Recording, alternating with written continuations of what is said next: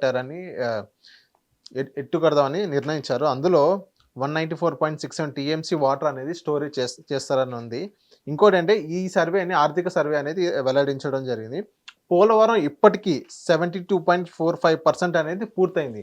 ఇందులో భూసేకరణ మనం చూసుకున్నట్లయితే 23% అనేది పూర్తయింది. ఏదైతే హెడ్ వర్క్స్ అనేది మార్చి నాటికి పూర్తవుతుందని వాళ్ళు చెప్తున్నారు. మొత్తం అయ్యేసరికి క్రాస్ చెక్ చేసుకుంటే ఈ 2 మంత్స్ నవంబర్ అండ్ డిసెంబర్ ఈ 2 మంత్స్ క్రాస్ చెక్ చేసుకున్నట్లయితే సో జనవరి నుంచి ఏదైతే ఈ డయాఫ్రమ్ వాల్ ఉందో అవన్నీ వర్క్స్ అనేది మళ్ళీ స్టార్ట్ అవ్వడం జరుగుతుంది. ఈ వర్క్లో ఏదైతే 700 మీటర్స్గా ఏదైతే earth cum rock fill dams ఏదైతే ఉందో అది కూడా మళ్ళీ స్టార్ట్ అయ్యే అవకాశాలు ఉన్నాయి. సో ఓవరాల్కి ఈ వర్క్స్ మొత్తం ఒకేసారి ఈ 2 వర్క్స్ అనేవి ఒకేసారి స్టార్ట్ అయినప్పటికీ మనం స్టార్ట్ అయితే 2027 కల్లా పోలవరం ప్రాజెక్ట్ అనేది మొత్తం కంప్లీట్ అయ్యే అవకాశాలు ఉన్నాయని వాళ్ళు చెప్తున్నారు. ఎవరు వాళ్ళు చెప్పింది? ఎస్ఎస్ఏ ఏదైతే నిధులు ఉన్నాయో 392 కోట్లు అనేది బదిలీ చేయడం జరిగింది పోలవరం కోసం చెప్పడం జరిగింది. సో బడ్జెట్లో ఈ మొత్తం అసెంబ్లీలో మొత్తం మాట్లాడడం జరిగింది. దీని మీద మీ కామెంట్స్ ఏంటి సార్? ఒకటి, పోలవరం ఎత్తు తగ్గించడం వలన పెంచడం అన్నది మంచి శుభపరిణామం. పెంచడం అనేది జరిగితే ఆల్రెడీ ముంపు మండలాలు 7 అయితే ఉన్నాయో అంతకన్నా ఎక్కువ మండలాలని పరిరక్షించవలసి వస్తుంది. ఏది 2013 భూ నిర్వాసితుల చట్టం ప్రకారం. ఫస్ట్ ఆర్ఆర్ ప్యాకేజీకి ఎంత డబ్బులు ఇస్తున్నారో కేంద్ర ప్రభుత్వం నుంచి ఒక క్లారిటీ ఉంటే మిగిలిన పనులన్నీ చేయడం పెద్ద విషయం కాదు. దీంట్లో ఉన్న మేజర్ సెట్ బ్యాక్ ఏంటంటే ఆర్ఆర్ ప్యాకేజ్ అంటే భూ నిర్వాసితుల చట్టం ప్రకారం 2013 ప్రకారం ముంపు ప్రాంతాల్లో ఉన్న ప్రజలకి సురక్షిత ప్రాంతాలకి తరలించి ఎంతెంత భూములు అయితే వాళ్ళు ఇస్తున్నారో దానికి ఒక రేటు 2013 నిర్వాసితుల చట్టం ప్రకారం ఆ రేటు నిర్ధారణ చేసి వాళ్ళకి పునరావాస కార్యక్రమం కనుక జరిగితే పర్ఫెక్ట్గా అప్పుడు మీరు ఏమైనా చెప్పండి. డయాఫ్రామ్ వాళ్ళు రిపేర్ చేసుకుంటారో లేదంటే మీరు ఇందాక చెప్పిన రాక్ ఇవంతా రెక్టిఫై చేసుకుంటారు, తర్వాత ఈ డ్యామ్ కట్టేసి గేట్లు పెట్టేస్తారు, ఇవన్నీ అందరికీ తెలిసింది ఇచ్చేయాలి. ఇందులో ఈ స్టేట్ గవర్నమెంట్లో ఓవర్ యాక్షన్ దేనికి చేస్తున్నారు? రాష్ట్ర ప్రభుత్వం what why they're connected? Polavaram authority deploy అయింది. రెండోది, ఈ డయాఫ్రమ్ వాళ్ళు మొత్తం 72% క్లెయిమ్ చేసిన మీరు ఆ డయాఫ్రమ్ వల్ల డ్యామేజ్ అయింది. మొన్న వచ్చిన విదేశీ నిపుణులు కూడా మేమే రిపేర్ చేయాలి, ఇంకా మన వల్ల కాదు ఇది, దీన్ని మొత్తం మళ్ళీ శాశ్వతంగా నిర్మించాలన్న కాన్సెప్ట్ని డ్రైవ్ చేసి వెళ్ళినప్పుడు దేనికి మీరు 72% క్లెయిమ్ చేసుకున్నట్టు? In case even if you claim also ఈ మేజర్ ఎర్రర్స్ని రెక్టిఫై చేయాల్సిన బాధ్యత ఎవరిది? కేంద్ర ప్రభుత్వం పర్యవేక్షణలో ఉన్న పోలవరం ప్రాజెక్ట్ డెవలప్మెంట్ అథారిటీ.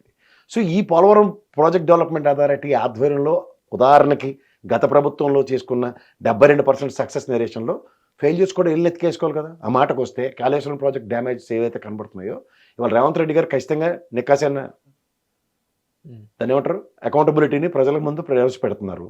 దాని రిపోర్ట్ ఏదైతే వచ్చిందో దాని లోపాలు గత ప్రభుత్వం టీఆర్ఎస్ ప్రభుత్వం తీసుకున్న నిర్ణయాలు తప్పు, దీనివల్ల రాష్ట్ర ఖజానాకి ఎంత భారం పడిందని ఎస్టాబ్లిష్ చేసినంత నేపథ్యం ఉంటే అక్కడ ఆంధ్రప్రదేశ్లో కూడా పోలవరం అథారిటీని ఖచ్చితంగా గొంతకు కట్టి 72% క్లెయిమ్ చేసుకున్న తెలుగుదేశం గవర్నమెంట్ని కూడా ప్రశ్నించబడి ఈ తప్పుని సరిదిద్దలేని తప్పు ఏ విధంగా? ఎందుకంటే ఎన్ని బహుళార్థ సాధక ప్రాజెక్టులు నాకు తెలిసి బాక్రానంగల్ కానీ నాగార్జున సాగర్ కానీ ఈ రోజు కట్టిన దాకా ఈ రోజు దాకా దాని డ్యామేజెస్ గురించి ఒకసారి క్లెయిమ్ చేయండి. ఇతర లింగ సినిమా చూపించమనండి అందరికీ. కడితే 100 ఏళ్ళ పాటు ఎలా పడేడుస్తాయో అన్నీ తెలుస్తాయి. కానీ మధ్యలో అందులో కింద నుంచి నీళ్లు గోకేసాయి, గోర్లతో ఇలా వేసి బొక్కరుడే తాడారు, ఆ గోదావరి జిల్లాలో నుంచి అదంతా డ్యామేజ్ అయిపోయింది అని పెట్టకథలు చెప్పుకుంటే ఎన్నాళ్ళు కాలక్షేపం చేస్తారు. RR package is the biggest landslide judgement for that. RR package కనుక నిర్వాసితులకు ఇవ్వగలిగితే పోలవరం ప్రాజెక్ట్కి అప్రహెన్షన్సే ఉండవు. దాని మీద వీళ్ళ చిత్తశుద్ధి ఎలా చాటుకుంటారు కేంద్ర ప్రభుత్వం నుంచి మాడమనండి. సార్ ఇప్పుడు మనం డయాఫ్రమ్ వాల్ డ్యామేజ్ అయింది అని అంటున్నారు సార్. సో ఆ డయాఫ్రమ్ వాల్ డ్యామేజ్ అవ్వడానికి కారణాలు ఇంజనీర్ లోపం ఉండేది కదా. ఇప్పుడు ఆంధ్ర రాష్ట్ర ప్రభుత్వంలో ఎలా లోపం ఉండేది సార్? ఇప్పుడు ప్రాథమిక అంచనాలను కొన్ని ఉంటాయి. ఉదాహరణకు మొన్న కృష్ణా బ్యారేజ్ డ్యామ్ 11 లక్షల పైచిలు క్యూసెక్ల వాటర్ వచ్చింది కృష్ణా బ్యారేజ్కి. ఎగ్జాంపుల్ చెప్తున్నా. ఇది in the history of last 40 years 20-30 yearsలో ఎప్పుడు అంత వాటర్ రాలేదు. కానీ అంత వాటర్ వచ్చిన తర్వాత కూడా విత్ స్టాండ్ చేసుకునేంత కెపాసిటీతో ఆ ప్రాజెక్టులు కడతారు. మీరు గమనిస్తున్నారా? పైపైచి ఫ్లడ్ మేనేజ్మెంట్ అంటారు. ఈ పోలవరం లేకపోతే కృష్ణా రివర్ బోర్డు ప్రతిసారి మొత్తుకుంటుంది అదే. ఈ కృష్ణా రివర్ బోర్డు వాళ్ళు ఈ పోలవరం అథారిటీ వాళ్ళు బెచ్చాట ఆడుకుంటారు కూర్చుని. తమాషాలుగా ఉందా? ఫ్లడ్ యాంటిసిపేట్ చేసి సే ఫర్ ఇన్స్టెంట్ ఎగువ శ్రీశైలంలో 880 పైచీలక వాటర్ పైన వస్తే గేట్లు ఎత్తి కిందకు వదులుతారు. వస్తే ఫస్ట్ నాగార్జున సాగర్, తర్వాత ప్రకాశం బ్యారేజ్ దాకా, లేకపోతే పోతిరెడ్డిపాడు రెగ్యులేటర్ త్రూగా రాయలసీమకి. ఈ కాన్సెప్ట్లో మేనేజ్మెంట్ ఎవరు చేయాలి? ఫ్లడ్ గ్యారంటీగా ఎగువన వాటర్ పడుతుంది అంటే దగ్గర ఈ ఫస్ట్ గేట్లు ఎత్తి ఈ దిగువకి వాటర్ వదిలి ఈ డ్యాములు నింపుకునే కార్యక్రమం మొదలెట్టుకున్నారు అనుకోండి. శ్రీశైలం దగ్గర ఆటకట్ట ఆపొచ్చు, దానికన్నా ముందు బెంగళూరులో ఆపొచ్చు, ఇన్ని కార్యక్రమాలు ఉంటాయి. ఇదంతా కృష్ణా రివర్ బోర్డు వాళ్ళు చేయవలసిన మేనేజ్మెంట్ స్కిల్స్. అలాగే పోలవరం డిపార్ట్మెంట్ అథారిటీ వాళ్ళు చేయవలసిన మేనేజ్మెంట్, అలాగే గోదావరి నదికి చేయవలసిన మేనేజ్మెంట్, అవన్నీ రివర్ బోర్డులు ఉన్నాయి.